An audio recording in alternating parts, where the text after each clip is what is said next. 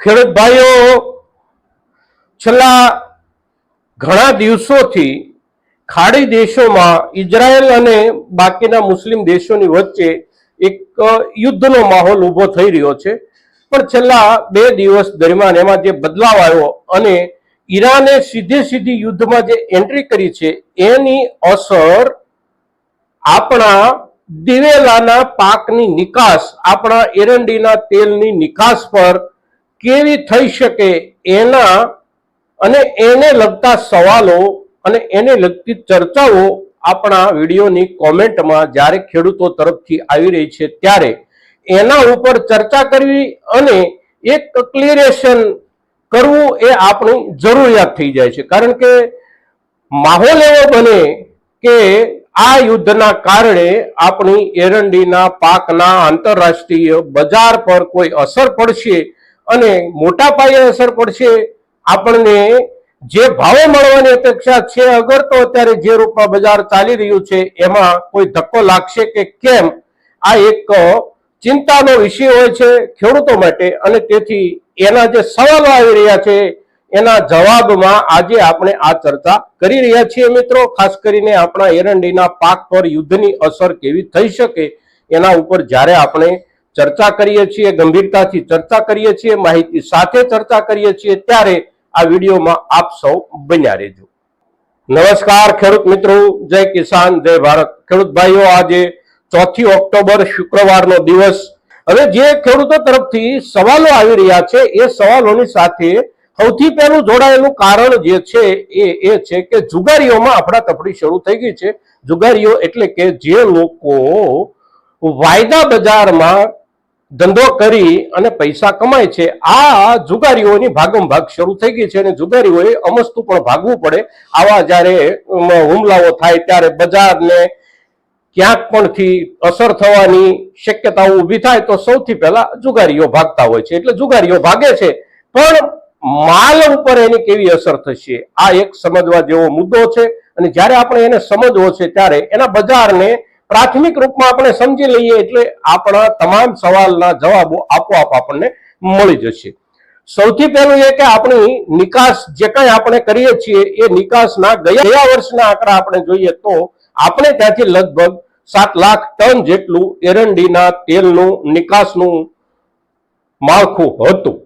7 lakh ton એરંડીનું તેલ આપણે ગયા વર્ષે નિકાસ કર્યું છે અને આ વર્ષમાં ગયું વર્ષ એટલે કે માર્ચ મહિનો 2023નો માર્ચ પૂરો થાય ત્યાં સુધીનું એફવાય એટલે કે ફાઇનાન્શિયલ યર 2023 પૂરું થયા પછી એપ્રિલ થી સપ્ટેમ્બર સુધીનો આપણો વીતેલો જે સમયગાળો છે એ દરમિયાન ગયા વર્ષની આપણી નિકાસની સરખામણીમાં લગભગ 60 થી 65% જેટલો માલ આપણે નિકાસ કરી ચૂક્યા છીએ। એટલે ગયા વર્ષના આંકડાના હિસાબથી આપણે આ વર્ષમાં 60% વધારે નિકાસ કરી છે અને એ પ્રમાણે આપણે આંકડો એનો ગણવાનો છે।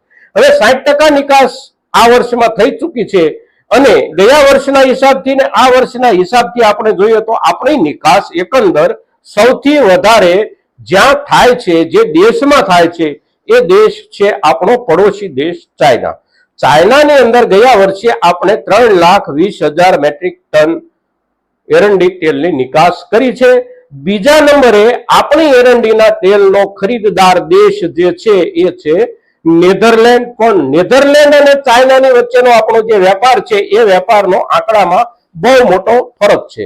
ચાઇના વર્ષ દરમિયાન ગયા વર્ષે આપણી પાસેથી 3,20,000 ટન તેલ ખરીદ્યું છે તો એની સામે બીજા ક્રમે જે દેશ આવે છે નેધરલેન્ડ, એણે આપણી પાસેથી 76,000 ટન તેલ ખરીદ્યું છે। ત્યાર પછી જે દેશો કોઈ પણ આવે છે એ દેશો છે યુએસ એટલે કે યુનાઇટેડ સ્ટેટ્સ, ફ્રાન્સ, જાપાન, આ બધા જે દેશો આવે છે એ એકંદર 50,000 ટનની અંદર રહી જાય છે આપણો વેપાર એમની સાથેનો। એટલે એ આંકડો આપણા કુલ વેપારમાં ઘણો બધો નાનો ગણાય। એકંદર આપણે જોઈએ તો આપણા ઉત્પાદનના અને આપણા આંતરરાષ્ટ્રીય વેપારના 9%, 9.5%, 10% સુધી એને આપણે ગણી શકીએ આ બધા દેશોને। જે પ્રથમ 10 ક્રમમાં આવે છે એ 10 ક્રમ પછીના જે આવે છે એમાં આપણે કોઈ જગ્યાએ 5,000 ટન મોકલતા હોઈએ, કોઈ જગ્યાએ 7,000 ટન મોકલતા હોઈએ। કુલ આપણે સમગ્ર વિશ્વમાં લગભગ 100 થી વધારે દેશોમાં એરંડીનું તેલ નિકાસ કરીએ છીએ એમાં 500 ટન કે 100 ટનના પણ આપણા ગ્રાહકો કોઈ દેશ હોઈ શકે છે, પણ એ આંકડો જે છે એ આંકડો સાવ નાનો હોય છે અને એની આપણા વ્યાપાર ઉપર બહુ મોટી અસર નથી પડતી. હવે જે મુખ્ય દેશો છે આપણે જેને નિકાસ કરીએ છીએ એવા જે મુખ્ય દેશો છે એ દેશોમાં પ્રથમ ક્રમે ચાઇના, ત્યારબાદ નેધરલેન્ડ, પછી યુકે એટલે કે યુનાઇટેડ કિંગડમ, ઇંગ્લેન્ડ, બ્રિટન અને ત્યાર પછી ફ્રાન્સ હોય, જર્મની હોય. આ બધા જે દેશો છે એની સાથેનો જે આપણો વ્યવહાર છે અને વેપાર છે એમાં ક્યાંય પણ યુદ્ધની અસર કોઈ પણ દેશની સાથે જોડાયેલી નથી. આપણે જેની સાથે વેપાર કરીએ છીએ એવા કોઈ પણ દેશને આ યુદ્ધ સાથે કોઈ સીધો સંબંધ નથી. અત્યારે જે યુદ્ધ ચાલી રહ્યું છે આ યુદ્ધનો આધાર આ બંને દેશો અને બંને દેશોમાં રહેતી જે પ્રજા છે એમના ધાર્મિક વિચારોના વિવાદોના હિસાબથી આ યુદ્ધ જે અત્યારે આપણને દેખાઈ રહ્યું છે એ નિરંતર ચાલતું રહેલું યુદ્ધ છે. આ યુદ્ધ છેલ્લા સેંકડો વર્ષોથી ચાલે છે. અત્યારે કઈ શરૂ થઈ ગયું છે નવેસરથી એવું નથી, પણ એમાં ક્યારેક વધારો આવે, ક્યારેક ઘટાડો આવે, ક્યારેક ઘટનાઓ ઝડપથી બને, ક્યારેક ઘટનાઓ થોડી ક્રમશ બનતી રહે. એટલે ખરેખર તો આ યુદ્ધની અસર દુનિયાના કોઈ ભાગો ઉપર કોઈ વિશેષ રૂપમાં પડવાની શક્યતાઓ નથી અને કોઈ બહુ મોટી ઘટના ગણવાની પણ જરૂર નથી. દુનિયા પણ નથી ગણતી, આપણે ગણવાની જરૂર નથી. આપણા એરંડીના પાક ઉપર, એરંડીના વેચાણ ઉપર આ યુદ્ધની કોઈ અસર થવાની શક્યતાઓ નથી. એક કારણ એનું એ કે યુદ્ધ સાથે કોઈ પણ દેશ, આપણો જે ગ્રાહક છે એ સીધો જોડાયેલો નથી. આગામી દિવસોમાં પણ કોઈ પણ દેશ આમાંથી સીધો આ યુદ્ધના કોઈ પણ એક પક્ષની સાથે જોડાવાની કોઈ શક્યતા નથી, એમની જોડાવાની કોઈ જરૂરત પણ નથી. ત્રીજા ક્રમે હવે પછી આપણે જોઈએ કે અત્યાર સુધી આપણે જે માલ મોકલીએ છીએ એ જે દેશોમાં મોકલીએ છીએ એ દેશોનું આપણું જે કાંઈ શિપમેન્ટ છે, દરિયા મારફત મોકલતા હોઈએ તો પણ ભલે, જમીન મારફત મોકલતા હોઈએ તો પણ ભલે, એમાં ક્યાંય પણ કોઈ પણ જગ્યાએ આ દેશોના યુદ્ધની અસર આપણા માલની હેરફેરના રસ્તા ઉપર પણ નથી. ભૌગોલિક રીતે પણ આપણો વેપાર આ યુદ્ધ જ્યાં ચાલી રહ્યું છે એ યુદ્ધથી બહુ મોટા અંતરે દૂર છે. આપણા રસ્તામાં પણ ક્યાંય આ યુદ્ધની અસર થવાની શક્યતા નથી. નહીંતર ઘણી વખત એવું બને કે ક્યાંક યુદ્ધ ચાલતું હોય, એક દેશથી બીજા દેશ તરફ જતો માલ યુદ્ધ વચ્ચે આવવાને કારણે, યુદ્ધનો વિસ્તાર વચ્ચે આવવાને કારણે માલની હેરફેર પર અસર ઊભી થતી હોય, પણ આપણા એરંડીના માલની હેરફેર ઉપર પણ આ યુદ્ધની કોઈ ભૌગોલિક અસર એટલે કે રસ્તામાં યુદ્ધનો વિસ્તાર આવતો હોય અને એની અસર થાય એવું પણ આમાં ક્યાંય છે નહીં કોઈ જગ્યાએ. એટલે આ યુદ્ધની અસર આપણા એરંડીના પાક ઉપર કોઈ બાજુથી પડવાની શક્યતા નથી. કોઈ પણ પ્રકારનો ગભરાટ આપણે ખેડૂતોએ રાખવાની જરૂર નથી. બીજું, અત્યારે નાની મોટી અફડાતફડી આપણને દેખાતી હોય તો આપણે વિડીયોની શરૂઆતમાં કહ્યું તેમ આ વાયદા બજારના નામથી આપણી જે કાંઈ ઉપજો છે એના ઉપર જુગાર રમી અને ખિસ્સા ભરીને ભાગી જતા લોકોને થોડો ઘણો ફરક પડી શકે છે. આપણને ખેડૂતોને અને રિયલ માર્કેટને, વેપારીઓ જે લોકો ધંધો કરે છે, આપણી પાસેથી માલ ખરીદે, એનું ગ્રેડેશન કરે, એને વિદેશમાં મોકલવા માટેના તમામ રસ્તાઓ ખુલ્લા કરે, સામે વેપારીઓ સાથે વાત કરે, એમની સાથે સોદા કરે, આપણે ત્યાંથી માલ મોકલવા માટે સરકાર પાસેથી તમામ મંજૂરીઓ મેળવે, શિપમેન્ટનું કામકાજ કરે.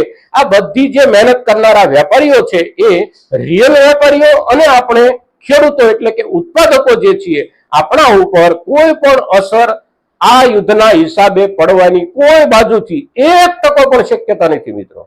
એટલે કોઈ પણ પ્રકારનો ગભરાટ રાખ્યા વિના બજારમાં 2 દિવસ, 5 દિવસ કે 10 દિવસ માલના ભાવનો વધારો અટકી જાય, અગર તો 5-10 રૂપિયાનો ઘટાડો આપણને જોવા કે સાંભળવા મળે તો એનાથી પણ ગભરાવાનું નથી. બજારને, એરંડીના બજારને આ વર્ષમાં વધ્યા વિના છૂટકો નથી અને વધવાનું એકમાત્ર કારણ આપણા ખેતરો છે.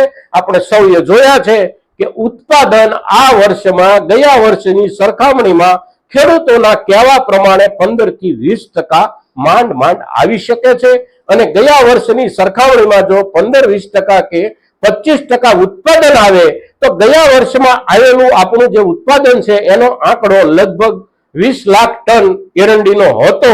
હવે 20 લાખ ટન એરંડીના આંકડાની સામે આપણે 7 લાખ ટન જેટલું એરંડીનું તેલ આપણે ત્યાંથી નિકાસ કર્યું છે.